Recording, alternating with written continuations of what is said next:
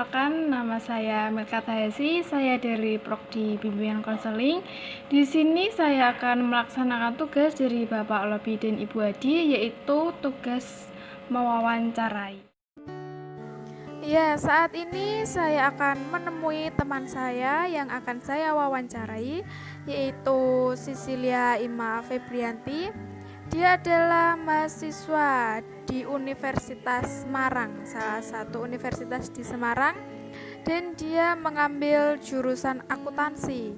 Dia satu desa dengan saya di daerah Bondo, dan dia berumur 19 tahun, lebih tua 1 tahun dari saya.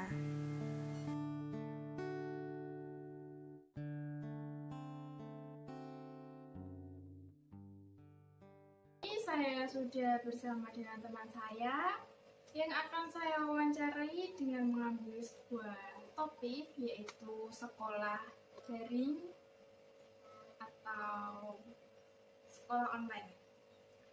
Ya, saat ini kan kita sedang mengalami masa sulit karena sebuah pandemi yang sedang terjadi di seluruh dunia ya, tentunya, yaitu corona atau COVID-19. Dan hal ini juga yang membuat kita mau tidak mau harus sekolah di rumah, daring. Jadi kita harus melakukannya itu kurang lebih setengah tahun sudah berlalu, sudah kita jalani. Dan dalam masa belajar di rumah ini juga kita pasti akan mengalami sebuah kendala, kesulitan saat belajar. Ya, saya mau menanyakan, apa sih yang Anda rasakan? Kita sebagai mahasiswa merasa kaget ya yang pertama, soalnya biasanya kita tetap muka langsung sama dosen, dan sekarang kita tetap mukanya lewat online. Pasti aneh lah rasanya. Terus deg-degannya lagi tuh kita sama sekolah di rumah, pasti banyak lah mahasiswa yang males mandi kalau mau kelas kayak gitu. Dan kadang-kadang tuh dosen nyuruh kita buat on cam. Nah, pasti kalau kita udah on cam, apalagi cewek-cewek, fokusnya tuh ke muka kita sendiri, Bercermin. jadinya kita tuh nggak fokus sama materi yang disampaikan sama dosen gitu.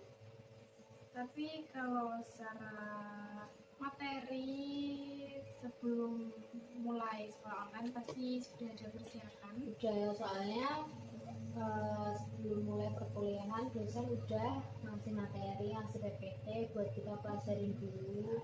Nanti tinggal dosen nerangin atau jelasin yang kita nggak ngerti.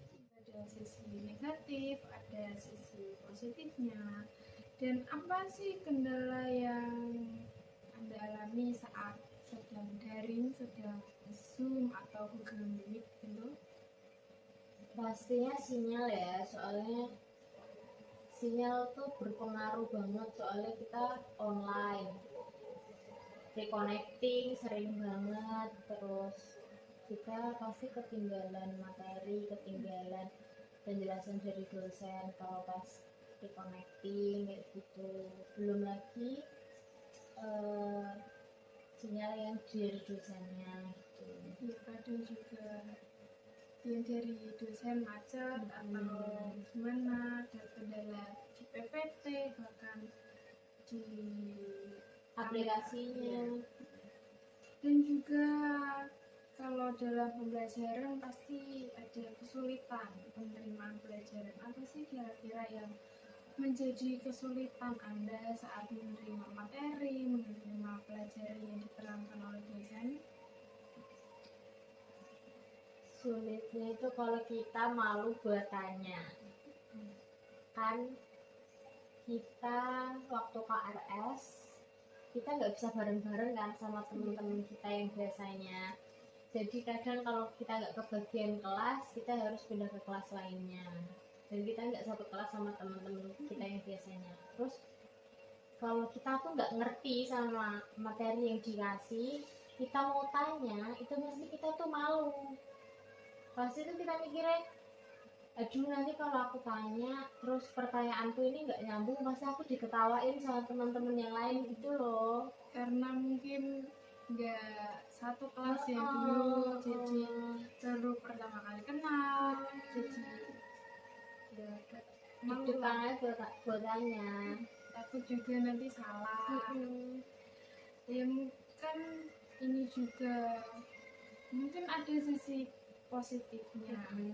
Apa sih yang dapat kita ambil sisi positifnya? Apa sih yang dapat kita pelajari dari sekolah daring ini?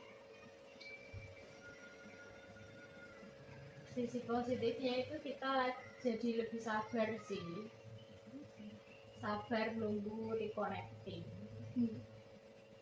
Iya bisa, karena kalau nunggu Kalau nunggu tuh sinyal lama itu. banget sinyalnya, putus-putus.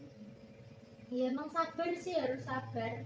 Kadang juga keluar sendiri. Terus gitu. positifnya tuh kita jadi lebih irit untuk membayar uang kos. Iya, yang anak kos pasti Dan lebih. pembayaran uang ke kampus itu ada diskon kan sekarang, jadi lebih ringan. Tapi lebih nyaman sekolah online atau sekolah offline. Offline dong. Kalau online tuh ribet banget, serius ribet banget. Jadi mungkin kalau sekolah online tidak ada temannya buat ngobrol, buat Kita sendirian gitu loh. nggak ada teman.